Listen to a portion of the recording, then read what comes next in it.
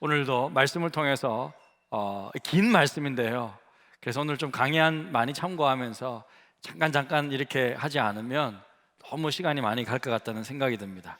그래서 제가 좀 요약하면서 좀 볼 수 있도록 하겠습니다. 여러분, 오늘은 이 14장은 크게 한 5가지 정도로 정리할 수 있을 것 같습니다. 보니까 첫 번째가 어떻게 해요? 여기 마리아입니다. 여기 이름이 안 나와 있지만 마리아인데, 마리아의 향료컵을 깨뜨리는 모습, 그 다음에 최후의 만찬, 6월절 식사하는 장면. 이 6월절이 최고 명절이죠. 우리의 설과도 같습니다. 최고의 명절 분위기가 나네요. 그 다음에 겟세마네에서 기도하는 장면, 그 다음에 대제사장의 관저에서 불법적으로 그들이 불법적인 재판을 하는 거죠. 하는 장면, 그리고 베드로가 부인하고 울면서 회복되는 그런 장면이 이렇게 나와 있는데요. 자, 이렇게 좀 살펴보도록 하겠습니다. 첫 번째가 마리아가 예수를 위하여 향료컵을 깨뜨리는 장면이 나옵니다. 자, 14장 1절에 보니까 이틀이 지나면 6월절과 무교절이라, 자, 배경이 나오고 있습니다. 6월절과 무교절이라, 제일 큰 명절, 그러니까 이스라엘 백성들이 출애굽하게 된 그들의, 이스라엘이라는 그들의 정체성, 구원의 민족이라는 그 놀라운 자부심이 어디에 있습니까? 홍해를 가르고 나오잖아요. 나오기 전에 마지막으로 10번째 재앙을 일으킬 때 어떻게 합니까? 어린 양의 피를 바른, 문설주에 바른 자기 가정들은 다 넘어갔는데 모든 애굽에 있는 장자들 다 죽었잖아요. 동물까지도. 자기는 구원받았다. 이게 너무 충격적인 큰 사건이었기 때문에 이 사건을 이스라엘 민족에서는 가장 큰 사건으로 여기고 있습니다. 근데 여러분 생각해 보십시오. 어린 양의 피를 발라서 구원받는다. 무엇을 상징합니까? 예수 그리스도를 상징하잖아요. 할렐루야. 하나님께서 이스라엘 백성의 정체성을, 그 큰 구원을 피를 발라주시면서 구원하게 해주셨는데, 그런데도 이 예수님을 구주로 못 믿고 있으니까 너무 답답할 노릇 아닙니까? 우리도 아는데, 그죠? 그래서 6월절은 그런 큰 절기고, 그 6월절 다음으로 이제 무교절. 무교절이라는 것은 누룩을 넣지 않는 빵. 왜? 막 부풀리고 할 시간이 없어. 금방 먹고 빨리 먹고 가야 돼요. 그러니까 그렇게 좀 딱딱한 빵과 그냥 쓴 나물을 그냥 있는 거 막 챙겨 먹고 이렇게 나가야 되기 때문에 그것을 기념하는 절기로 7일 동안 그렇게 지키는 절기. 자, 그런 배경이 있습니다. 이때 3절에 보니까 이렇게 나와 있습니다.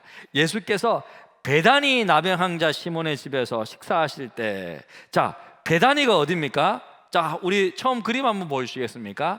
베다니 보이십니까? 베다니가 저 왼쪽 끝에 있죠. 여리고 바로 옆에, 유대광야 옆에 베다니 보이죠? 그러니까 베다니는 저기 예루살렘과 거리가 그렇게 멀리 떨어져 있지 않다는, 별로 한 2, 3km 정도 떨어져, 금방이. 그러니까 예수님께서 예루살렘에서 베다니로 갔다가 저기 갔다가 결국 겟세마네 동산 보이죠? 겟세마네, 여기서 기도하는 거, 바로 성 바로 밑에 있는 저기 언덕이 겟세마네 언덕이고, 그러니까 이런 분위기다. 그러니까 여러분, 지금부터 14장부터는 다 예루살렘 근처에서 다 일어난 일들이다, 그죠? 그렇게 여러분 기억하시면 좋겠습니다. 이 베다니 나병 환자 시몬의 집에서, 이 베다니에 누가 사냐면요, 나사로 가족이 사는 거예요. 오빠 나사로하고 마르다, 마리아가 있는 그 동네예요. 제 생각에는 베다니 나병 환자 시몬과 나사로와 좀 왕래하는 그런 친한 가족이 아닌가, 그렇게 생각이 듭니다. 그렇게 식사하실 때 한 여자가 매우 값진 향유, 곧 순전한 나드한 옥합을 가지고 와서 그 옥합을 깨뜨렸다는 거죠. 예수님의 머리에 부었다는 거죠. 향유가 쭉 온몸에 흘러 다 내려갔다는 거죠. 자, 그래서 이 여자가 누구냐면, 여러분 다른 성경을 보면 마리아입니다. 나사로의 누이 마리아예요. 마리아인데, 자, 이 마리아가 얼마 했다? 5절에 보니까 이 향유를 얼마? 300데나리온. 자, 데나리온 우리 저기 나와 있어요. 데나리온. 데나리온은 뭐죠? 로마의 은전인데 당시 한 데나리온은 노동자 하루 품삯이에요. 300데나리온은 얼마예요?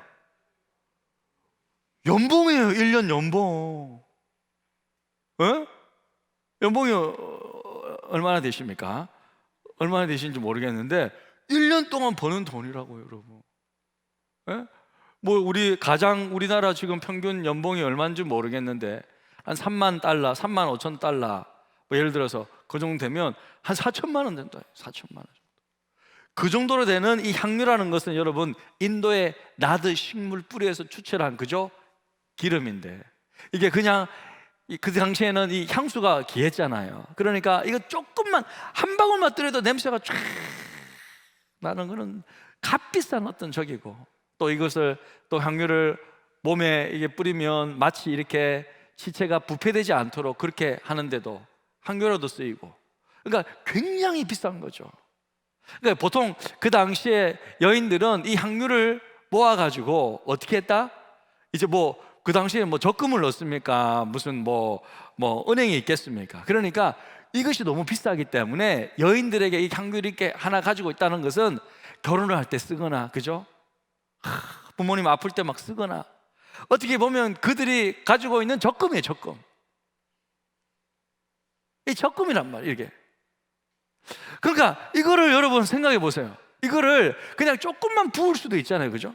예수님 기해가지고 조금만 부을 수 있는데 이거를 깨트렸다? 그 향유 자체도 비싼 거예요. 그러니까 여러분 이 향유를 깨트렸다라는 말은 어떤 의미겠어요? 이제 이거 안 써도 된다. 나 이 적금 부을 필요 없다. 은행이 그냥 적금 깨버린 거예요, 여러분. 이제 고기를 끄덕이시네. 적금을 깼다 그러니까. 실제 그런 거예요. 그러니까 향유를 보통 사람들한테 특별한 손님한테는 이거 조금씩 붓거나 아니면 몇 방울 떨어뜨리거나 그렇게 쓰거나 하는데 이거를 깨트렸다라는 말은 오직 당신만을 위해 씁니다라는 뜻이에요. 자기 인생에 최고의 가치 있는 사람이 있을 때 그냥 깨트려 놓은 거예요.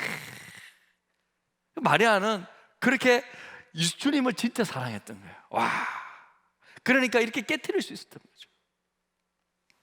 저는 참 이 장면을 볼 때마다 너무 감동적입니다. 그런데요, 이렇게 사실은 이렇게 어떻게 보면 낭비잖아요. 이렇게 큰 낭비를 한 건데, 그러니까 이렇게 낭비했다고 또 제자들이 뭐라 하죠? 그 가룟유다랑 그거를 팔아가지고 가난한 자에게 줄 수 있었다. 실제로 가난한 자들에게 주려고 한 것이 아니라 아까운 거야, 아까운 거야. 주님 앞에 드려지는 게 아까운 거야. 예?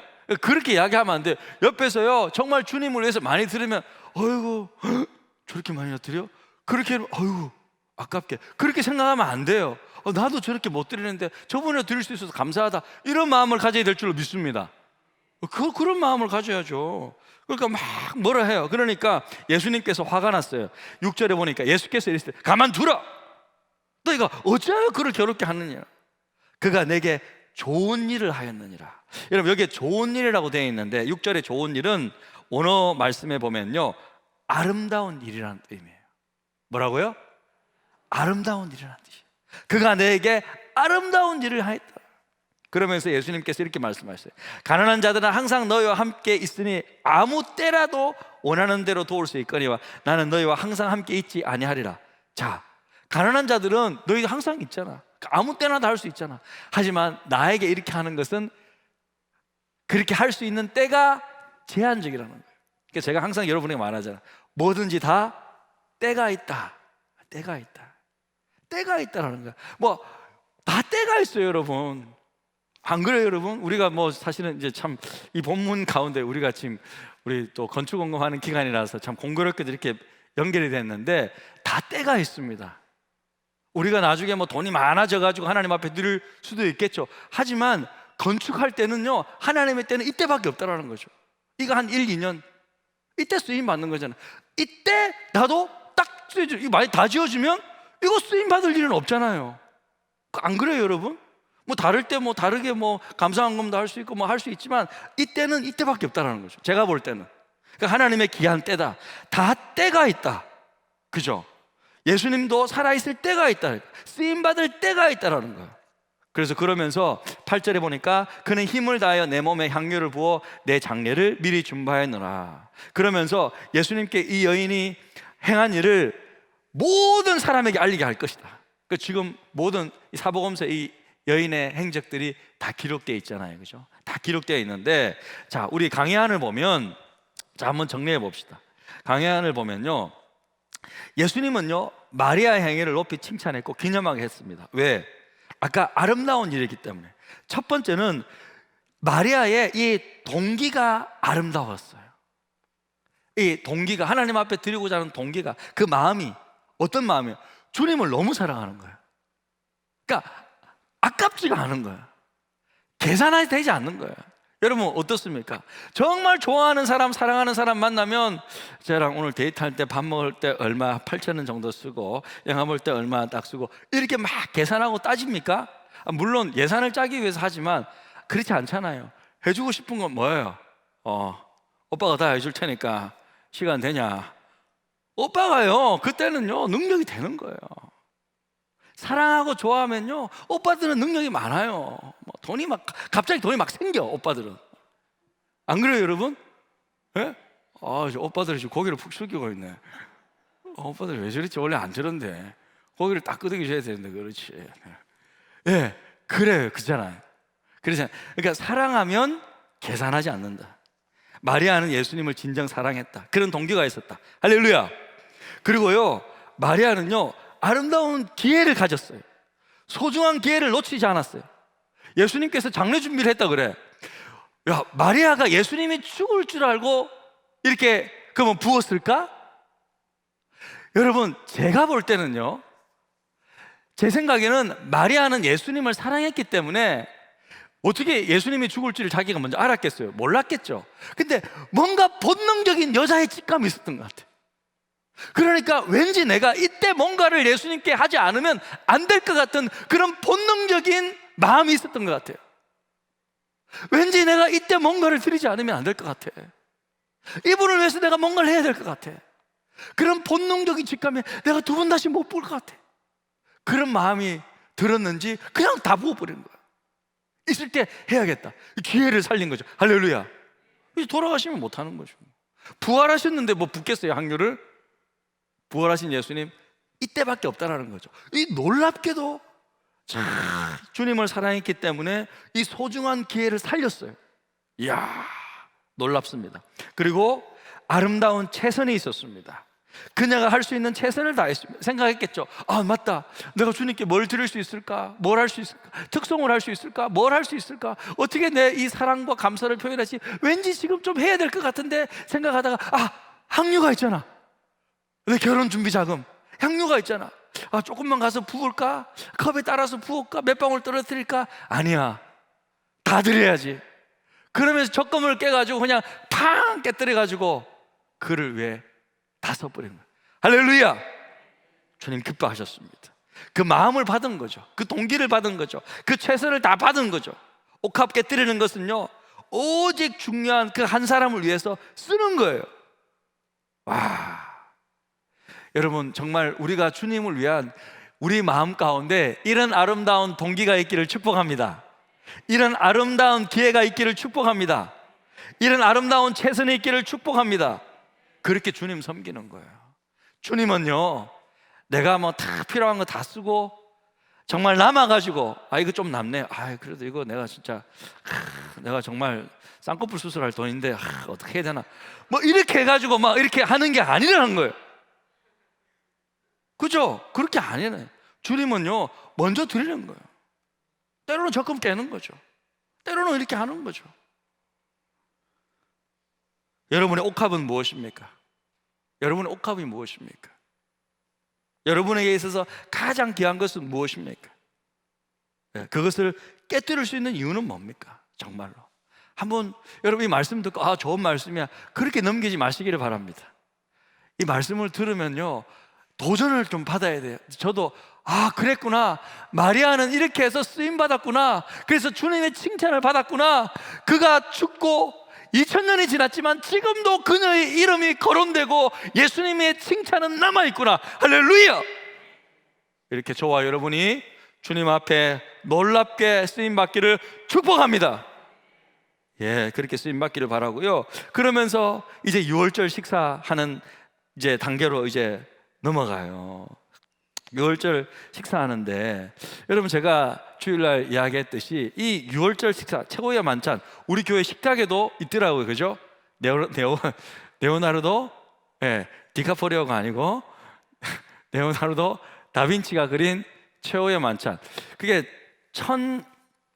거의 그게 언제 1495년도부터 시작해가지고요 1498년도까지 그린, 사실은 그 이탈리아의 밀레노, 지금은 패션의 유명한 도시인 그 밀레노에 있는 그 산타 마리아 델라 그라치아라는 그런 교회 수도원이에요.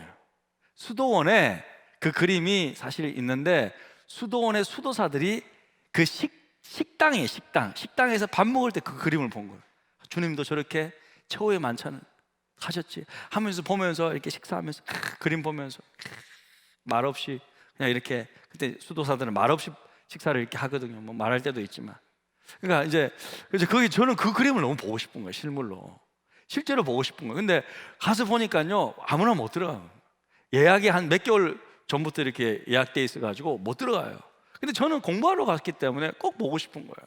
그래서 가서 물어보니까 딱 그 이제 매표소 직원이 저한테 하는 말이, 이렇게 뭐 하다가 갑자기 이렇게 뭐 돈을 더 주면 되는 거예요. 예? 그러니까 얼마 더 주면 다 이게 해주겠다는 거.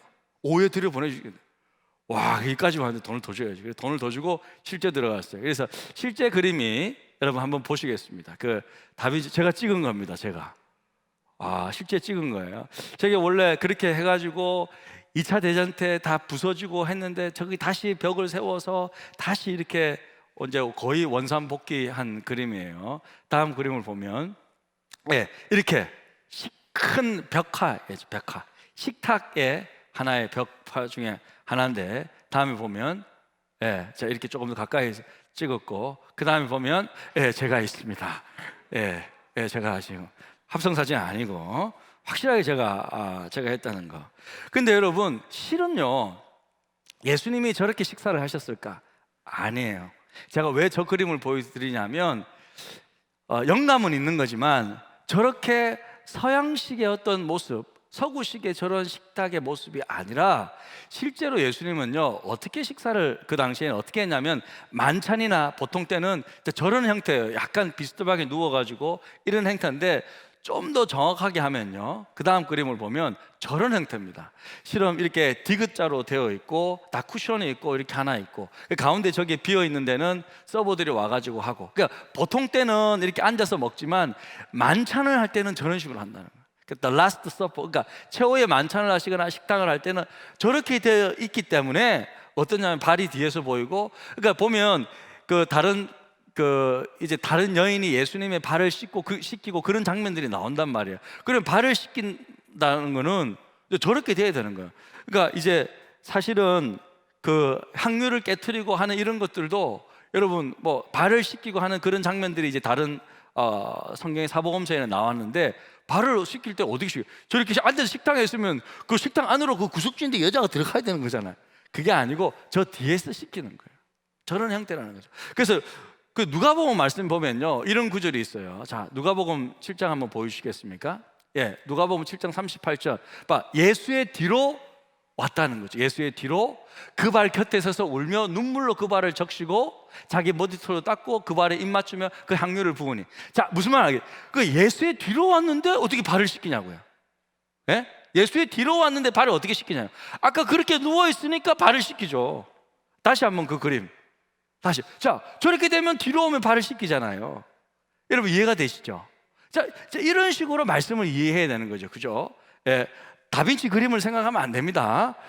그거는 뭐 그냥 한번 상징적인 거고. 그 다음에 요한복음도 보세요. 요한복음 말씀에 보면 예수의 제자 중 하나가 요한인데, 그가 사랑하시는 자 예수의 품에 의지하여 누웠대. 저기 이제 최후의 만찬 모습이거든요. 식사하는데 예수의 품에 의지했대. 그러면 식당에서 앉아있는데 예수의 품에 어떻게 예수님 뭐 이렇게 하는 거예요? 예? 지금 여기 뭐 배에 누운 거예요? 그게 아니고, 자, 다음 조금 전에 그 그림, 저런 그림이면 자연스럽게 안기는 거죠. 이렇게 예수님 하면 자연스럽게 저게 이렇게 쿠션에 기대가지고 안길 수 있단 말이죠. 자연스럽게 이렇게 안길 수 있는 거죠. 자, 그러면 저런 그림을 상상하면 우리가 다른 성경에 있는 최후의 만찬의 모습과 발을 씻기는 모습과 안기는 장면과 이런 모든 것들이 다 이해가 되는 거예요. 그러니까 저 그림을 연상하면서 여러분 말씀을 읽었으면 좋겠다.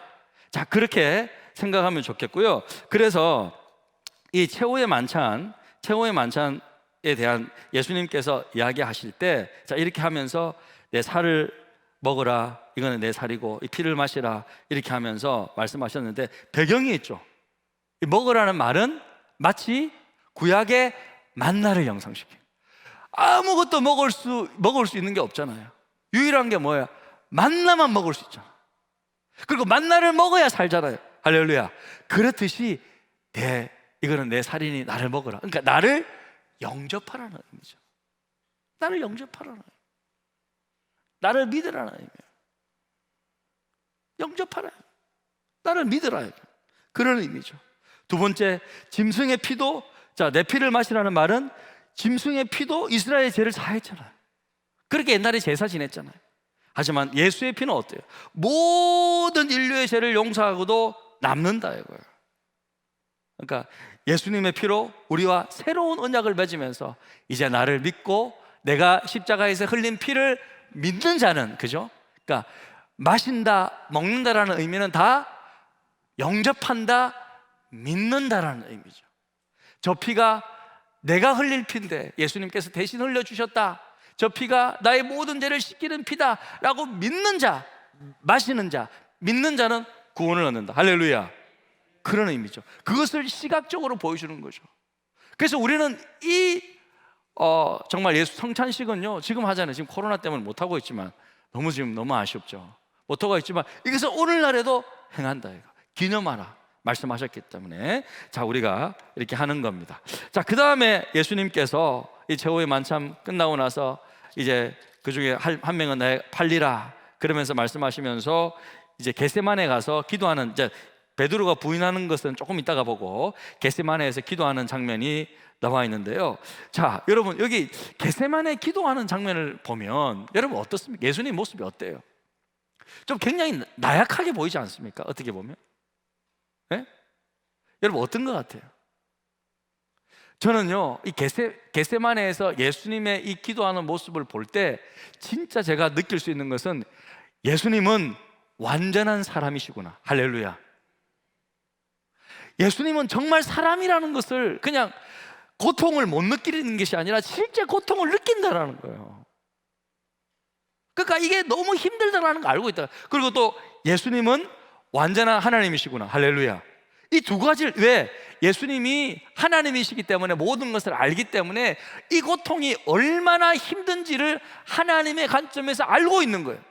하지만 인간의 관점으로는 느끼고, 그러니까 어때요? 굉장히 괴로운 거예요, 여러분. 만약에 예수님께서, 자, 나는 이제 죽으러 간다, 굉장히 아플 거야, 하지만 나는 견딜 수 있어, 실은 나는 하나님의 아들이거든, 이런 모습이었다면 어떻게 생각하겠어요? 아, 예수님은 그냥 슈퍼맨이구나, 무조건 고통도 잘 견디고 밥 안 먹어도 괜찮으시고, 이렇게 생각했을 거예요. 근데 우리는요, 이 겟세마네 기도의 모습을 보면서 예수님이 정말 인간이시구나, 예수님은 정말 하나님이시구나 라는 것을 깨달을 수 있고, 그리고 저는 이 모습을 보면서 예수님도 동력자를 필요하시구나, 제자들을 데리고 가시잖아요. 내가 기도했을 테니까 너희들 밥 잘 먹고 설거지하고 기다리고 있어, 내 겟세마네 가가지고 기도하고 올게, 이렇게 말씀하신 것이 아니라 같이 데리고 가시잖아요. 특별한 동력자들 데리고 가시잖아요. 예수님도 사람을 필요로 한다. 우리는 누군가를 필요로 한다. 자, 그래서 여러분 강의 하나 한번 보시겠습니다. 십자가의 대속 사역은 주님에게도 극도의 고통스러운 일이었습니다. 영적으로, 정신적으로, 육체적으로 가장 힘든 사역이었습니다. 그리고 예수님이 가장 힘들었던 것 중에 하나는 저는 이거예요. 파란색 부분, 자 같이 한번 읽겠습니다. 시작. 단 한 번도 아버지 하나님과 끊어짐이 없었던 예수님은 아버지께 버림받고 관계가 끊어진다는 것에 극도의 고통을 당하셨을 것이다. 왜? 버림받으셔야 되잖아요. 끊어져야 되잖아요. 그렇게 십자가에 못 박혀 죽는데도 불구하고 모른 척하고 그냥 이렇게 고개를 돌리셔야 되잖아요. 구름이 덮었잖아요. 구름이 덮었다. 하나님이 차마 못 보겠다는 거예요. 그래서 이때 예수님은 친구들의 위로가 필요했다. 예수님은 제자들과 함께 있기를 원했고 그들의 기도를 원했고 진정한 하나의 됨을 원했습니다. 할렐루야. 여러분, 그래서 예수님도 이렇게 제자들에게 너희들 좀 기도해 달라. 피곤하지만 그래도 좀 깨어서 좀 기도해 줘라. 한시도 좀 깨어 있을 줄 없느냐, 좀 기도 좀 해달라고 이렇게 부탁했잖아요. 저와 여러분도 그런 신실한 동역자가 되기를 축복합니다. 여러분도 기도 제목 있으면 저한테 부탁하시고, 그죠? 저도 여러분에게 기도 제목 부탁하고 서로 기도 제목 부탁하고 정말 좀 기도해줘. 김 집사 좀 기도해줘. 네? 정말 좀 기도해줘. 우리가 서로를 필요한다. 기도의 동력자가 필요한다. 하지만 다 필요하지만 예수님은 어때요? 가장 큰 위로는 하나님이 함께 하시는 위로죠. 그래서 아바 아버지, 그죠? 아빠 아버지라고 부르시면서 하나님의 위로를 마지막으로 다 받습니다.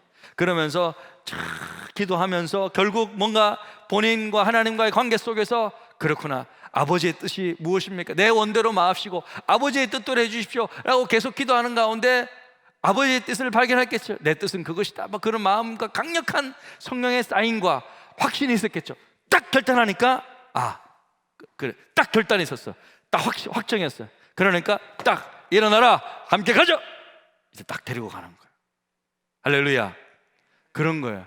그렇죠. 여러분들도 그렇잖아요. 기도 딱 하고 응답 딱 받고 그러면 딱 그래, 자 이렇게 합시다, 저렇게 합시다. 담대한 거죠. 저도 그래요. 저도 이번에 그 비전 건축하고 이제 우리 선교센터 짓는 것도 제 마음 가운데 계속 사실은 이제 예전부터 작년부터 목사님 우리 지금부터 헌금해야 됩니다, 뭐 해야 됩니다. 그런데 제 마음 가운데 기도하는데 아직 때가 아닙니다. 아직 때가 아닙니다. 조금만 기다리십시오. 장로님들 조금만 기다리십시오. 기다리십시오. 이때입니다. 응답 딱 받고 딱 시작하니까 하나님께서 놀랍게 펼쳐주시죠. 할렐루야. 제가 새벽에도 말씀드렸는데 여러분, 여기는 뭐 거의 뭐 믿음의 우리 장로 이제 거의 한균직 분들이 다 있으니까 우리 지난달에 2억 5천만 원이 됐어요. 할렐루야. 작정한 분이 1,000만 원 넘게 하신 분이요 10명이 넘어요. 할렐루야. 여러분, 그러니까 제가 기도했을 때 그런 확신이 있었거든요. 정말 우리 성도님들이 준비돼. 지금은 때가 됐다. 이거 때가 됐다. 이제는 다 모두에게 교회 부흥을 꿈꾸고 이제는 정말 때가 됐단 말이에요. 여러분들이 준비가 됐다 이거예요.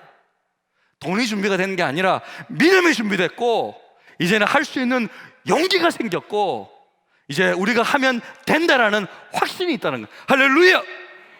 그러니까 저도 확신 받았어요. 하나님 기뻐하시구나. 성도님들이 하나님 기뻐하시는 이 일에 귀하게 쓰임받게 해야지 목사는 그거 하는 거잖아요. 그러니까 여러분, 놀라운 일이 벌어지고 있어요. 그러니까 정말 몇몇 분들은 너무 희망에 넘쳐나서 정말 이제 우리 교회는 할 수 있다, 뭐든지 할 수 있다, 그런 마음으로 정말 결단하고 있는데, 사랑하는 성도 여러분, 하나님의 이 귀한 일에 아름답고 귀하게 쓰임받기를 축복합니다. 저는요 어느 한 분에게 누구한테 좀 도와주십시오 이런 말을 한 적이 단 한 번도 없어요. 저는 안 할 거예요. 여러분, 저는 안 할 거예요. 목사님 저 얼마 할까요? 묻지 마십시오. 안 할 거예요. 여러분이 기도하고 결정하시는 거예요. 할렐루야. 하지만 놀랍고 귀하게 쓰임받기를 축복합니다. 그러니까 제가 볼 때는 정말 우리 교회는 여러분 할 수 있어요.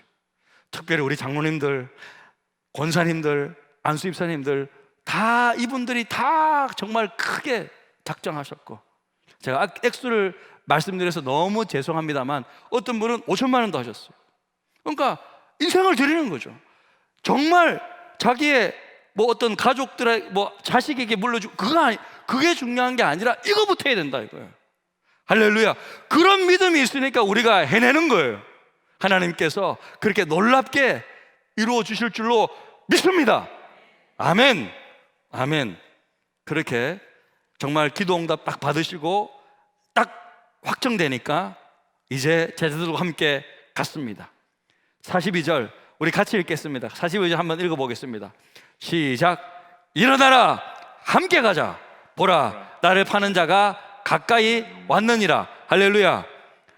일어나라, 함께 가자. 따라해 봅시다. 일어나라, 함께 가자. 기도 응답 다 끝나고 예수님께서 나가셨던 그 문구 말씀이에요. 제가 여러분에게 부탁하고 싶은 성도 여러분, 일어납시다. 함께 갑시다. 주님의 때가 왔고 주님 나라 우리가 확장시키는데 귀하게 쓰임받기를 축복합니다. 그러면서 이렇게 쭉 이렇게 됐는데요. 그 다음에 이제 잡혀가시죠. 그 가운데 이제 중간에 보면 베드로가 칼을 빼서 이 길을 자르는 장면, 이게 말기라는 사람, 예수님 붙여주시고 뭐 그런 장면들은 안 나와 있지만 보면 다른 성경에는 나와 있죠. 그래서 결국 이렇게 예수님 잡혀가시는데 재밌는 것은 자 51절 52절에 보면 이런 재밌는 장면이 하나 나옵니다. 제가 이 강의 안에는 없지만 한 청년이 벗은 몸에 배 홀이 붙은 호리불을 두르고 예수를 따라가다가 물에게 잡힘에 배 호리불을 버리고 벗은 몸으로 도망가니라. 이런 재밌는 장면이 나와요. 이 마가복음에만 있는 장면인데 이렇게 따라갔다가 저 누구야? 하니까 도망갔다는 거죠. 이불 버리고. 자, 학자들은 이 사람이 누군가? 마가일 것이다. 마가복음을 기록한 마가일 것이다 라고 추정하는데 저도 마가인 것 같아요. 자기 부끄러워가지고 자기 이름 안 기록을 안 했는데 제가 볼 때는 이렇게 재밌는 그런 장면도 하나 나오고요. 결국 이제 53절 보겠습니다. 자, 53절 54절 그들이 예수를 끌고 대제사장에게로 가니 대제사장들과 장로들과 서기관들이 다 모이더라. 베드로가 예수를 멀찍이 따라 대제사장의 집 안뜰까지 들어가서 아랫 사람들과 함께 앉아 불을 쬐더라. 자, 그러면서 이제 재판이 시작되는데 여러분 이 재판은요 불법 재판이에요. 그 당시에 유대법에 따라서도 불법이에요. 왜 불법이냐? 자, 불법 재판이에요. 자, 유대 지도자들 강의 한번 보겠습니다. 유대 지도자들은 예수님을 죽이기로 결심하고 불법적으로 재판을 진행했다. 자, 사내들인 법정은 안식일 절기를 제외하고 매일 일출부터 아침부터 일몰까지 밤까지 해가 지기 전까지만 열렸는데요. 또한 사형 판결은요 다음 날 재심을 통해서 다시 한번 심의를 해서 억울한 죽음이 없도록 해야 되는데 첫 번째 관저에서 열린 재판이기 때문에 불법입니다. 관저 대제사장 집안 대제사장 관저에서 재판이 열렸어요. 이 말이 안 되죠. 이 불법이에요. 첫 번째. 두 번째, 자 일출부터 일몰까지만 열려야 되는데 새벽에 열린 법정이에요. 불법이에요. 날치기죠, 날치기. 옛날에 여야가 막 날치기 하는 거 있잖아요. 막 새벽에 모여가지고 그냥 자기들끼리 모여가지고 딸딸딸 해갖고 그냥 통과시키고 그거잖아요 지금. 날치기. 새벽에 열린 법정은 불법입니다. 자, 안식일 준비일 금요일에 열린 재판은 불법이에요. 이때 열리면 안 돼. 네 번째라 다음 날 재심 없이 당일 사형이 집행되시는 불법이에요.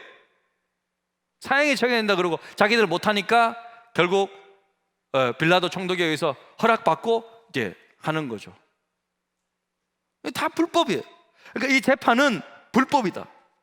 그러니까 예수님의 재판받고 죽는 이것은 인간의 불법적인 재판에 의해서 정말 이렇게 사형 선고가 언도되었다라는 것을 우리가 알 수 있는 거죠. 그러면서 이제 마지막으로 베드로가 이제 예수님을 알지 못한다고 하는 그런 장면이 나옵니다. 자, 이 부분도 사실은 굉장히 하고 싶은 이야기가 많고 할 게 다 많은데 결국 베드로는요 예수님을 부인하죠. 3번이나. 여러분 자, 3이라는 숫자 여러분 제가 항상 이야기했잖아요. 유대인들에게 3번 부인했다. 네가 나를 3번 부인하라 예수님 말씀하셨잖아요.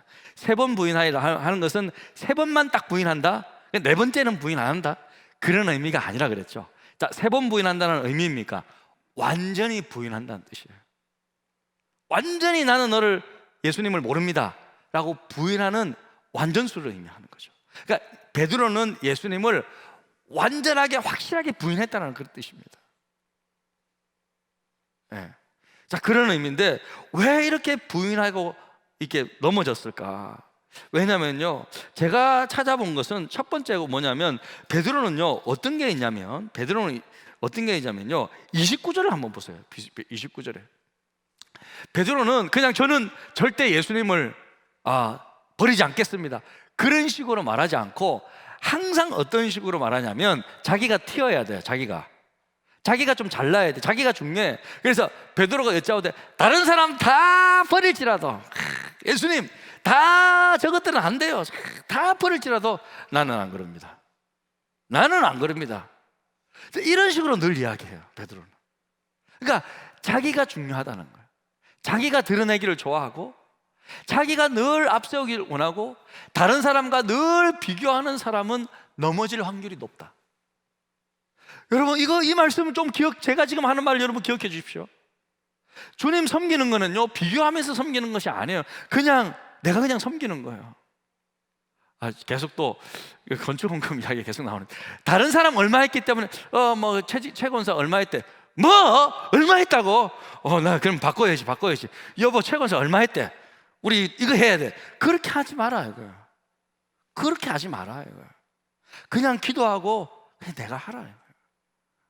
예? 비교할 필요 없다. 그렇게 하는 거 아니다. 주님 섬기는 거 그런 거 아니다. 다른 사람들은 다 버리지만 나는 안 그렇습니다. 이렇게 나를 드러내는 신앙이 아니다. 그건 미숙한 거다. 그러면 넘어질 확률이 높다 라는 것을 우리가 알 수 있다는 거죠. 그러니까 여러분 베드로의 마음속에는요 늘 그런 비교의식이 있는 거예요. 비교의식. 요한복음 21장 21절 부활하신 주님을 만났어도요, 자 같이 읽겠습니다. 시작.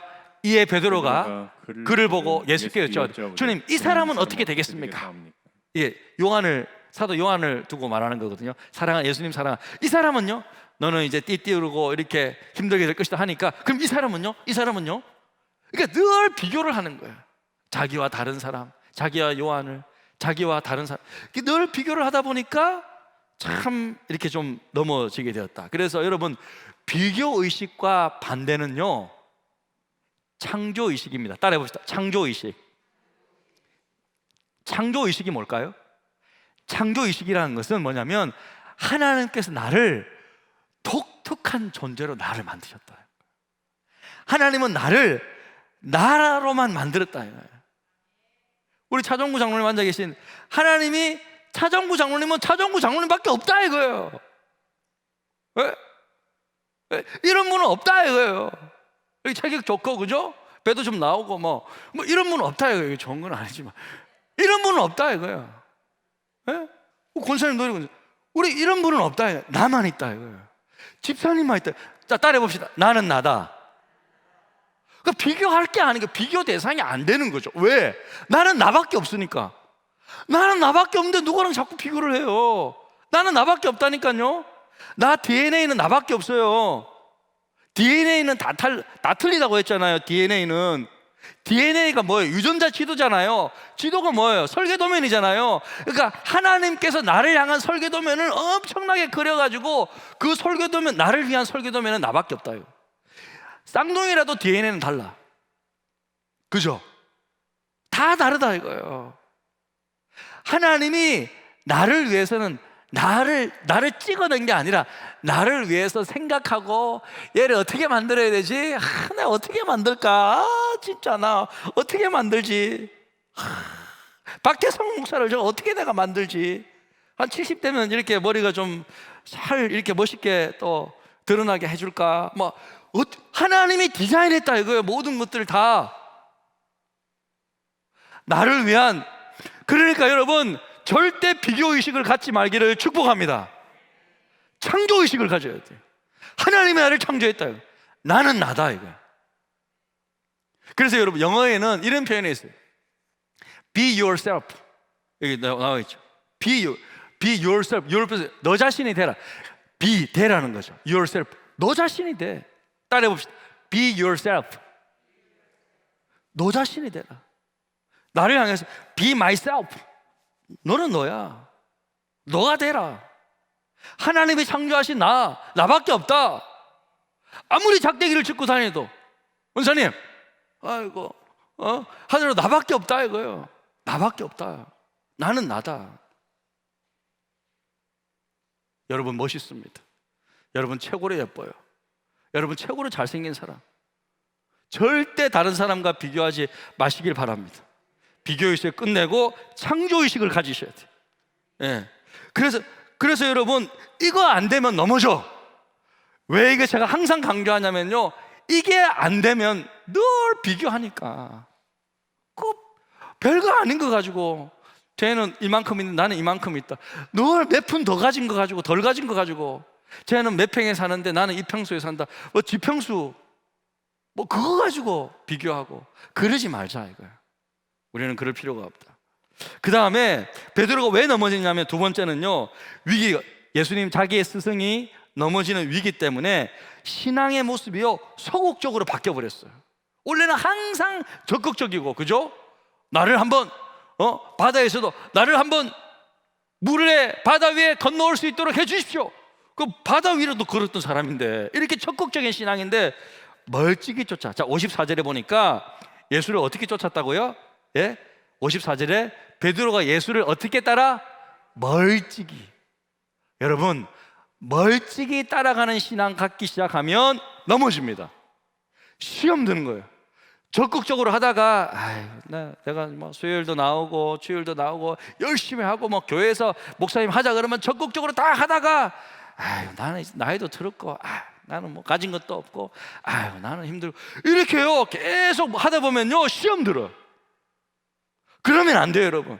나이가 들어도 끝까지 주님과 함께 딱 붙어서 적극적인 신앙생활 하시기를 주님의 이름으로 축복합니다. 아멘. 멀찍이 절대 쫓지 마십시오. 주님은요 끝까지 적극적으로 신앙생활에 있어서 소극적이 되면 망한다. 무조건 적극적으로 하는 거다. 네. 그렇게 여러분, 베드로가 제가 볼 때는 이 두 가지 때문에 넘어진 것 같아요.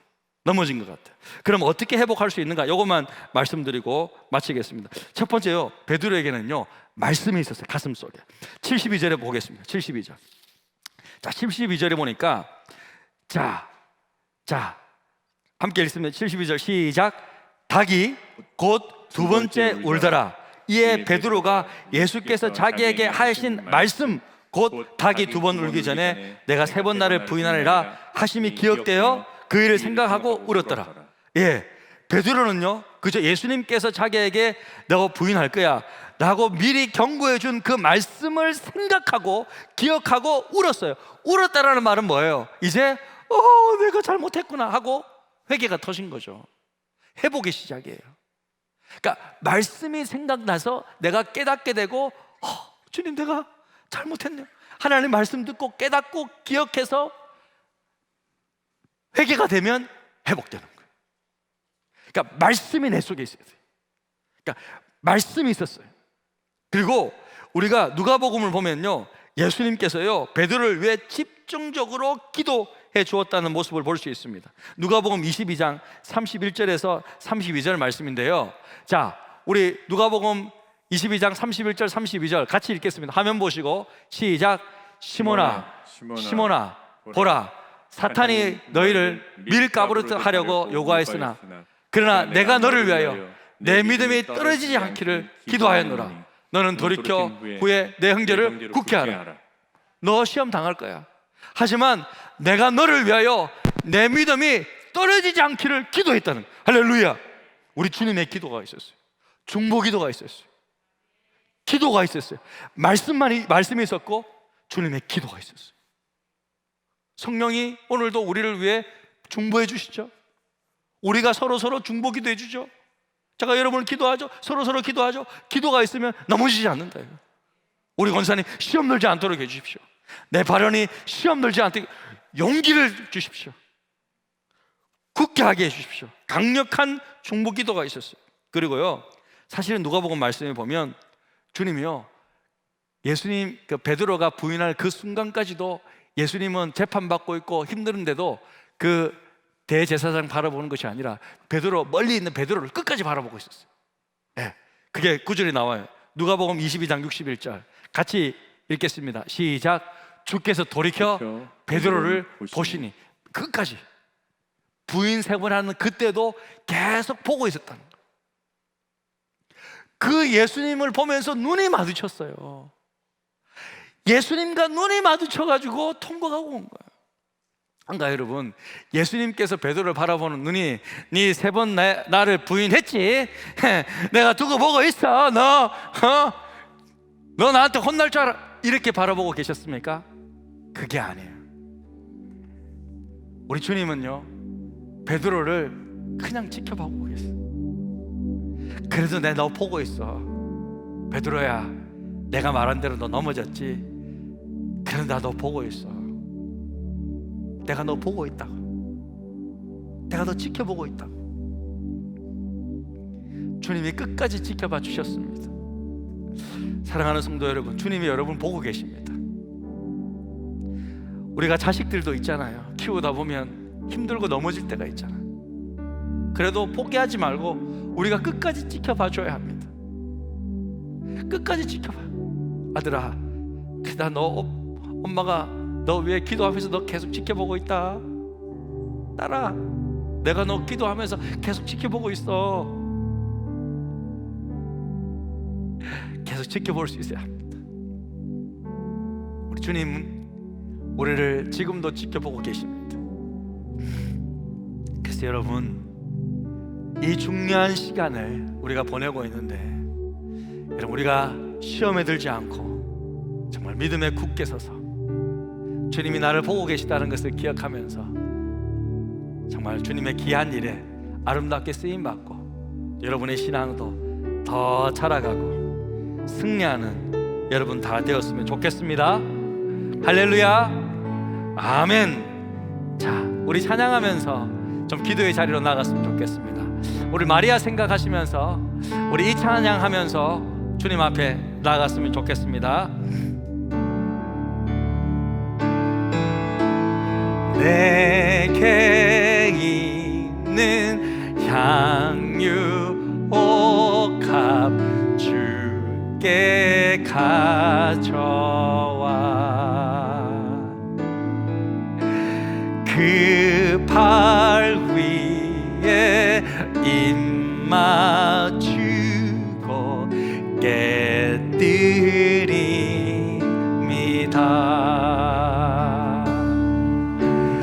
나를 위해 험한 산길 오르신 그 발,